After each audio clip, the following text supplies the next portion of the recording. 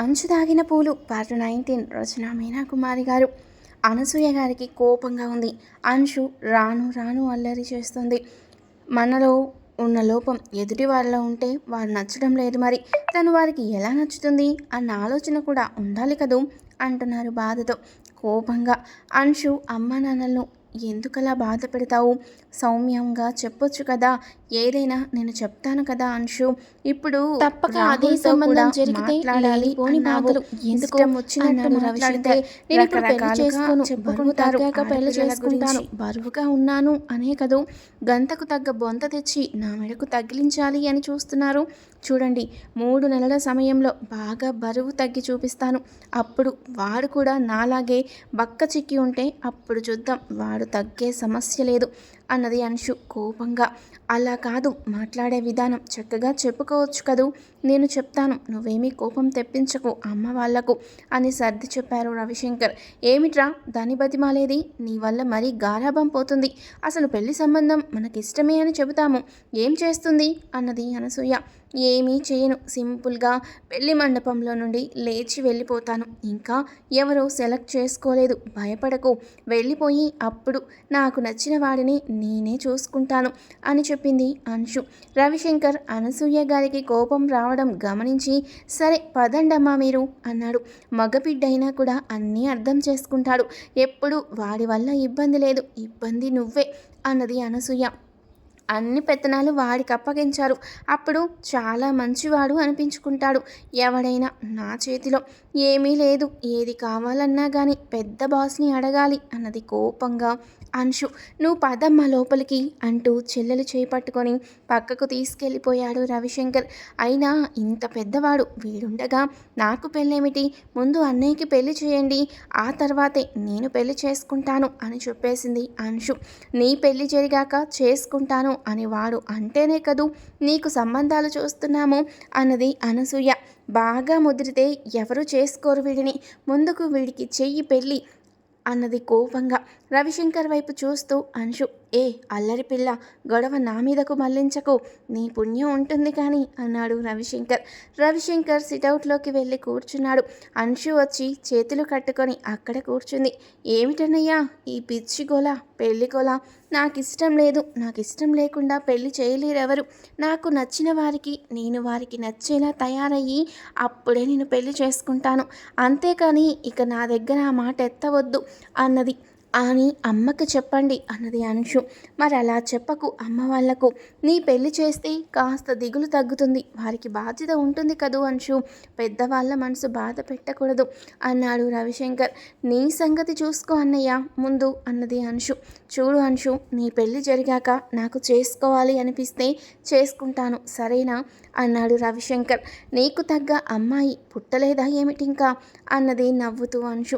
Satish సంగవికి work విధానం చెప్పడంతో ఇప్పుడిప్పుడే వర్క్లో మెరిట్గా అవుతుంది. ఇప్పుడు సంగవి అంశుకి కూడా చెబుతుంది. ఒక్కోసారి వెరీ బ్రిలియంట్ మీ సిస్టర్ అంటూ నవ్వింది అంశు. మీరు ఆఫీస్లోనే వర్క్ చేయండి వెళ్ళి అన్నాడు సతీష్. అప్పుడే బరువైపోయానా మీకు, నేను మీకోసం ఏమీ రావడం లేదు, సంగవి గారి కోసమే వస్తున్నాను అన్నది అంశు కోపంగా. లోకం తీరు బాగుండదు అన్నాడు సతీష్. ఆ అమ్మాయి మీ ఇంటికి ఎందుకు వస్తుంది అంటూ ఎదురింటి అంకుల్ గారు ఒక రకంగా అడిగారు ఉదయం సతీష్ని. బాధ అనిపించి అలా చెప్పాడు సతీష్. ఇప్పుడు ఆ మాట అంశుకి తెలిస్తే యుద్ధం ప్రకటిస్తుంది, ఎందుకులే అనుకున్నాడు సతీష్. రావద్దు అని చెబుతున్నారా అన్నది కోపంగా అంశు. నేను మీకు నచ్చలేదా అన్నది సంగవి వైపు చూస్తూ. అయ్యో అదేమీ లేదంశు, నువ్వు నాకు చాలా బాగా నచ్చావు, ఆడపిల్లలు నీలాగే ఉండాలనుకుంటున్నాను, నీలా నేను ఎందుకు లేను అని కూడా అనుకుంటున్నాను అన్నది సంగవి నవ్వుతూ. చాలా ముచ్చట పడిపోయింది అంశు. ఎవరి మనసును బాధ పెట్టరు, మీ మనసును బాధ పెట్టేవారు నాశనం అయిపోతారు అన్నది అంశు. చెన్నైలో ఆఫీస్కి అలవాటు పడిన జీవన్ వరుణ కొద్ది రోజులకే గొడవలు వచ్చాయి వారికి. దానికి కారణం చెన్నైలో బాస్ పొజిషన్లో ఉన్న సుబ్రహ్మణ్యం. ఏది అడిగితే అది ఇచ్చేసే మనస్తత్వం ఉన్న సుబ్రహ్మణ్యం వల్ల ఊరికే పడిపోయింది వరుణ. జీవన్కి తనే ఖర్చు పెట్టాల్సి వస్తుంది, పని మీద శ్రద్ధ తగ్గింది, సుఖాలకు అలవాటు పడిపోయాడు. అటువంటి వాడితో స్నేహం అనవసరం అనుకుంది. కొద్ది రోజులకే వరుణ సుబ్రహ్మణ్యంతో చనువుగా ఉండడం చూసిన జీవన్కి విపరీతమైన కోపం వచ్చింది. ఆ రోజు ఏమిటి పిచ్చి వేషాలు వేస్తున్నారు, మళ్ళీ వాడి మోజులో పడిపోయావా అంటున్న జీవన్ వైపు చూసి, నేనేమి నీ పెళ్ళాన్ని కాదు, నీ ఇష్టం వచ్చినట్లు అదుపు ఆజ్ఞల్లో ఉంచడానికి. నా జీవితం నా ఇష్టం, ఎలా బాగుంటే అలా ఆనందిస్తాను అంటున్న వరుణ వైపు చూసి కోపంగా పళ్ళు కొరికాడు జీవన్. భయపెట్టాలి అనుకోవడానికి నేనేమి సంగవిని కాదు, వరుణని. నీ జీవితం ఒక్క క్షణంలో పాతాళానికి కొట్టుకుపోయేలా సుబ్రహ్మణ్యానికి చెప్పి 2 నిమిషాల్లో చేయిస్తాను. మన బాస్కి చెప్తే అది ఇంకా తేలిక, ఇక నీకెక్కడా పనుండదు అన్నది వరుణ. ఇంత కొద్ది సమయంలోనే ఇలా బుద్ధి మార్చుకుంటావని నేను అనుకోలేదు అన్నాడు జీవన్. నీ బుద్ధి మారలేదా, నాకు నీతులు చెబుతున్నావు అన్నది వరుణ. నాది వేరే సమస్య, అందుకే ఇలా అయ్యాను. నేను ఇలాంటి దాన్నే అని తెలుసుగా మరి నా దగ్గరికి ఎందుకు వచ్చావు అన్నది వరుణ. నీకు నువ్వుగా నాతో ఉంటే బాగుంటుంది అని నన్ను రెచ్చగొట్టి నీ వాడిని చేసుకున్నావు తప్ప నన్ను పడతావెందుకు అన్నాడు జీవన్. నాకంటే ఎవరూ లేరు, నీకు అందరూ ఉన్నారు, అందరినీ మర్చిపోయి మరీ నాతో వచ్చేసావు, అది నీ కర్మ అన్నది వరుణ. సుబ్రహ్మణ్యం మధ్య వయసువాడు కావడము, విపరీతమైన ఆస్తి ఉండడము, పైగా భార్య లేకపోవడం, అతని పిల్లలు ఇతర దేశాల్లో సెట్ అవ్వడం అంతా కుదురుగా ఉంది. తన ఇష్టం వచ్చినట్లు సుబ్రహ్మణ్యంని అడ్డం పెట్టుకొని జీవితాన్ని ఆనందించవచ్చు అని ప్లాన్ వేసుకుంది వరుణ. బంగారాజు తాయారమ్మ గారు సరస్వతి గారిని డాక్టర్ గారు చెప్పినట్లు జాగ్రత్తగా చూస్తున్నారు. మధ్య మధ్యలో సమీర్ డ్యూటీ ఉన్నప్పుడల్లా వచ్చి సరస్వతి గారిని పలకరిస్తూ మంచి చెడులు తెలుసుకొని ఆ విషయాలు సతీష్కి చెబుతూ అందరితో ఫోన్లో మాట్లాడిస్తూ వెళ్తున్నాడు. సరస్వతి గారికి కొడుకు అతిగతి తెలియలేదని బాధగా ఉంది. నిజంగా కొడుకు కోసం ఒంటరి పోరాటం చేసింది సరస్వతి. ఆ రోజుల్లో ఆమె పడ్డ బాధలు తలుచుకుంటే దుఃఖం ఆగదు. ఆమెకు ఇప్పుడు కూడా పొరపాటుగా వెళ్ళాడు, మళ్ళీ వచ్చి తల్లి భార్య అనే బంధాలను పట్టించుకోవచ్చు కదా అన్నారు తాయారమ్మ గారు. మనసులు విరిగిపోతే అతకదు వదిన గారు, మనం ఆ విషయంలో సంగవిని ఇబ్బంది పెట్టకూడదు. నేను ఇలా చెబుతున్నాను అనుకోవద్దు, కన్నాను కాబట్టి పెంచాను కాబట్టి నా బిడ్డ మీద నాకు మమకారం ఉంటుంది. కానీ వాడు తెలుసుకోవాలి, సంగవి విలువ తెలుసుకోవాలి, తను వెళ్ళిన అమ్మాయి గురించి తెలుసుకోవాలి, బుద్ధి తెచ్చుకోవాలి. కనీసం ఎలా ఉందమ్మా అని ఫోన్ చేస్తాడేమో అని అనుకున్నాను, కానీ నేను ఇంటి దగ్గర కూడా లేను కదూ, కుదరలేదేమో అనుకుంది. మళ్ళీ తానే ఎంతైనా కొడుకు కదా. సమీర్కి జీవన్ వల్ల ఆఫీస్ బాస్ నెంబర్ తెలుసు కాబట్టి అక్కడికి ఫోన్ చేశాడు. సార్ మీరు అన్నాడు గిరీష్. మాకు జీవన్ ఉంటున్న ఆఫీస్ నెంబర్ కావాలని అడిగాడు సమీర్. అతను అక్కడ వర్క్ కూడా సరిగ్గా చేయడం లేదట, అక్కడ బాస్ చాలా కోపంగా ఉన్నారు, ఇక్కడికి వచ్చే అవకాశాలు ఎక్కువగా కనిపిస్తున్నాయి అన్నాడు గిరీష్. ఒకసారి అతని నెంబర్ కావాలని తీసుకొని అక్కడికి కాల్ చేశాడు. ఆఫీస్ టైంలోనే సమీర్ సరస్వతి గారు అలా వింటూ ఉన్నారు. కొడుకు గొంతు ఎక్కడ వినపడుతుందా అని ఇక ఆమె దృష్టి దేని మీద లేదు. ఆ విషయాన్ని చూస్తున్న బంగారాజు గారి దంపతులు బాధపడ్డారు. నిజమే కదూ, కడుపున పుట్టిన బిడ్డ, ఇంకా ఆవిడకు ఎవరూ లేరు. ఈ ప్రపంచంలో ఎన్ని తప్పులు చేసినా కడుపున మోసి కన్నబంధం పోదు, కడుపులోనే పెట్టుకుంటారు ఆ తప్పులను అని అనుకున్నారు బంగారాజు గారు. హలో అంటూ అవతలి పక్క నుండి జీవన్ మాట వినిపించగానే సరస్వతి గారికి ఇచ్చాడు సమీర్. హలో అన్నది సరస్వతి. ఎవరు మాట్లాడేది అమ్మా అన్నాడు నిదానంగా జీవన్. పర్వాలేదురా, ముందు గుర్తుపట్టకపోయినా తర్వాత అమ్మ అని అనగలిగావు అన్నారు సరస్వతి గారు వస్తున్న దుఃఖాన్ని ఆపుకుంటూ. అమ్మ మరి అర్జెంటుగా ఏదో చెప్పబోతున్నా, కొడుకు మాటలు వినకుండా ఎప్పుడొస్తున్నావు నువ్వు? నాకంత ప్రమాదం జరిగింది, కనీసం తల్లికి ఎలా ఉంది అన్న బాధ ఉండాలి కదా, అంత ప్రేమ ఏమీ లేకుండా పెంచానా నేను, నాకేమీ అర్థం కావడం లేదు అంటూ సరస్వతి గారు ఏడుస్తూ మాట్లాడారు. అది కాదమ్మా, అనుకోకుండా వెళ్ళవలసి వచ్చింది, బాస్ దగ్గర డబ్బులు తీసుకున్నాను కదూ, అవి ఖర్చు అయిపోయాయి, పొరపాటునైనా నేను ఇక్కడ ఉండలేకపోతున్నాను, ఇక్కడి వాతావరణం కూడా నాకు పడలేదు, ఆరోగ్యం కూడా అంత బాగలేదు అంటున్న జీవన్ మాటలకు సరస్వతి గారు బాధపడిపోయారు. బంగారం లాంటి జీవితాన్ని చేతులా నాశనం చేసుకున్నావు, అది నీకే తెలియాలి, త్వరలో వస్తావు కదూ అన్నారు సరస్వతి గారు. ప్రయత్నిస్తామమ్మా అన్నాడు జీవన్. ఫోన్ పెట్టేసిన సరస్వతి గారు కళ్ళు తుడుచుకుంటున్నారు. ఎంతో బాధ తీర్చావు, బిడ్డలాంటి వాడివి సమీర్, నాకు మనసు ప్రాణం కొట్టుకుపోతుంది. అసలు నా కొడుకు క్షేమంగా ఉన్నాడా లేడా, లేక ఏదైనా అయ్యిందా, అందుకే నాకు ఫోన్ కూడా చేయలేదేమో, ఇటువంటి అనుమానాలు ఉన్నాయి. నా కొడుకు పర్వాలేదు, ఇప్పుడు శాంతిగా ఉందన్నారు సరస్వతి గారు. ఫోన్ పెట్టేసిన జీవన్ పక్కనే వరుణను పెట్టుకున్న బాస్ పదే తనను తిట్టడంతో బాస్ తిట్లకు ఆఫీస్లో పనిచేయాలనిపించక అక్కడి నుండి వెళ్ళిపోయాడు. కాసేపు కూర్చోవాలనిపించింది. ఆంధ్ర భోజనం హోటల్ అని ఉంటే అక్కడికి వెళ్ళాడు. తెలుగు సినిమాలు పెట్టారు. జీవన తరంగాల్లోని పాట వస్తుంది. అనుబంధం, ఆత్మీయత అంతా ఒక బూటకం. ఆత్మతృప్తికై మనుషులు వాడుకునే నాటకం. ఎవరు తల్లి, ఎవరు కొడుకు, ఎందుకు ఈ బంధం వింటూ చూస్తున్న జీవన్కి కన్నీరాగలేదు. ఎందుకు నేనింత హీనంగా జిగజారిపోయాను? నాలో స్వార్థం ఇంత ఆవరించింది. సుఖం కోసం ఇంత పాకులాడానా? ఇప్పుడేం జరిగింది?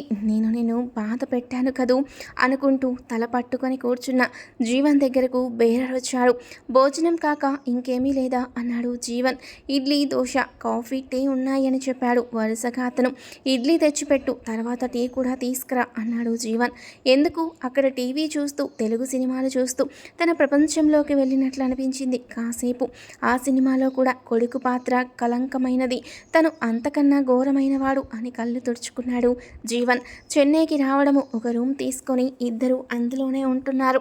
వరుణ, జీవన్ ఇద్దరు కొద్ది రోజులు బాగానే ఉన్నారు. ఆ తర్వాత బాస్కి ఒంటరితనంతో ఎవరూ లేకపోవడంతో వరుణ బుట్టలో తొందరగా పడిపోయాడు.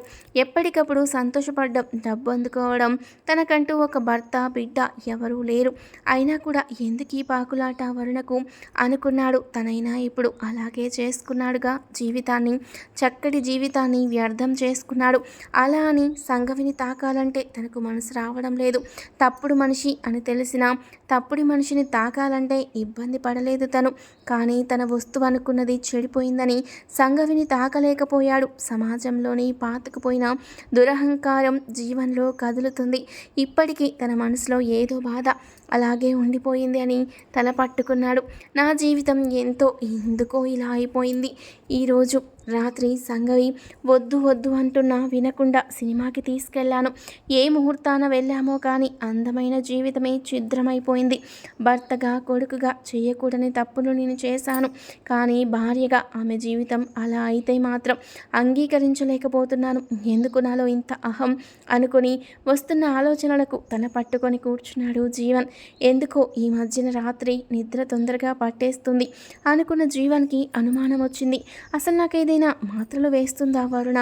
దేని మీద శ్రద్ధ ఉండడం లేదు, వర్క్ మీద నిలబడడం లేదు. అలానే కొద్ది రోజులుగా వరుణతో కూడా జీవితం షేర్ చేసుకోలేదు. అలాగే పడి నిద్రపోతున్నాడు. ఏదో జరుగుతుందనుకున్నాడు జీవన్. డాక్టర్ గారు ఎన్ని మందులు ఇచ్చినా రాత్రిపూట నిద్ర పట్టడం కష్టంగా ఉంటుందేమిటి? ఆలోచనలు, పెళ్లి జరిగిన ముచ్చట కొద్ది రోజులు కూడా లేదు. అసలు తన మనసు గురించి జీవన్కి ఏదీ తెలియదు. అలాగే జీవన్ ఇష్టాలు కూడా తెలుసు కానీ అర్థం కాని జీవితంగా ముగిసిపోయింది. అయినప్పటికీ నా మెట్టు జారిన జీవితం నన్ను వెంబడించకుండా ఉంటుందా? తల్లిని కూడా పట్టించుకోకుండా వరుణతో వెళ్ళిపోయాడా? ఎందుకు అత్తయ్యను చూడాలి అనిపిస్తుంది అనుకుంది సంఘవి. ఒక్కసారి ఆలోచిస్తూ కూర్చున్న సంఘవి, ఎందుకక్క రాత్రులు అలా ఆలోచిస్తున్నావు? డాక్టర్ గారు ఇచ్చే మాత్రలు కూడా పనిచేయవు. ఆమె ఇచ్చే మాత్రలకు నిద్ర బాగా పడుతుందని చెప్పారు. నీకు నిద్ర పట్టడం లేదు అంటే ఆలోచనలు ఎక్కువగా ఉన్నాయి. ఏం ఆలోచిస్తున్నావక్క అన్నాడు సతీష్. తప్పు ఒప్పు, నేను జీవన్ వల్ల నా బిడ్డను పోగొట్టుకున్నాను. ఒక రకంగా అత్తయ్య కూడా చెట్టంత కొడుకుని దూరం చేసుకున్నారు. ఆమె దగ్గరికి వెళ్ళిపోతే అన్నది సంఘవి. కోపం ఒక్కసారిగా తన్నుకొచ్చినట్లు వచ్చింది సతీష్కి. ఏం మాట్లాడుతున్నావక్క నువ్వు అన్నాడు కోపంగా. మగాడన్నాక ఏదో ఒక వ్యసనం ఉంటుంది కదూ, అలా ఆ అమ్మాయి జీవితంతో పంచుకునే ఉండవచ్చు. అత్తయ్య దగ్గరికి వెళ్ళడం మంచిదేమో. ఈ సమయంలో ఆమె ఆరోగ్యం కోసం నేను కూడా పట్టించుకోకపోతే ఎలా సతీష్? నాకు ఆ విషయం కూడా చాలా బాధగా ఉంటుంది కదా అన్నది సంఘవి. అంటే నీ ఉద్దేశం ఏంటక్క? మళ్ళీ అక్కడికి వెళ్ళి మామూలుగా ఉండిపోవాలి అనుకుంటున్నావు కదూ అన్నాడు సతీష్. అవును సతీష్, నేను ఇలా ఉండడం అనేది కరెక్ట్ కాదేమో అనిపిస్తుంది. నా బాధ్యతలు తప్పించుకొని నేను వచ్చేసానా అనిపిస్తుంది. ఇప్పుడు కోలుకొని ఆరోగ్యంగా ఉన్నాను కదూ, మళ్ళీ వెళ్ళి అత్తయ్య గారిని జాగ్రత్తగా చూసుకుంటే తప్పేముంది అన్నది సంఘవి. ఎందుకలా మాట్లాడుతున్నావక్క అన్నాడు సతీష్. ఏమిటో ఉద్యోగం చేయాలి, ఇంకా ఏదో సమాజం గురించి ఏవేవో చేయాలి అన్న ఆలోచనలు వస్తూ ఉంటాయి. కానీ అంతలోనే అన్నీ మాయమైపోతాయి.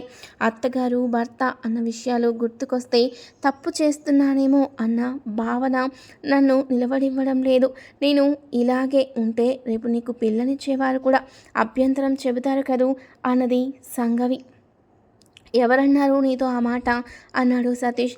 ఎవరు అనలేదు అంటున్న సంగవి ముఖం వైపు చూసి, నిజం చెప్పక్క, ఆ మాట నీతో ఎవరన్నారు, ఎవరు అన్నాడు సతీష్. తప్పున్నప్పుడు ఎవరు అన్నారని బాధెందుకురా, ఎదురింటి అంకుల్ గారు అన్నది సంగవి. నేను అలా నడిచి కాసేపు వద్దామని వెళితే అక్కడ పార్క్లో కూర్చొని ఉన్నారు అంకుల్ గారు.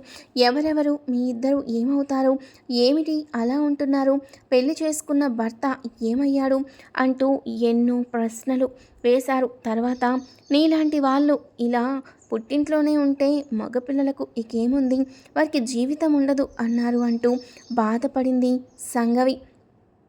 ఇతరుల మాట వినడం ఎప్పుడు నేర్చుకున్నావు అన్నాడు సతీష్ కోపంగా. ఇతరుల మాటలు వినడం ఎప్పుడు నేర్చుకున్నావు అన్నాడు సతీష్ కోపంగా.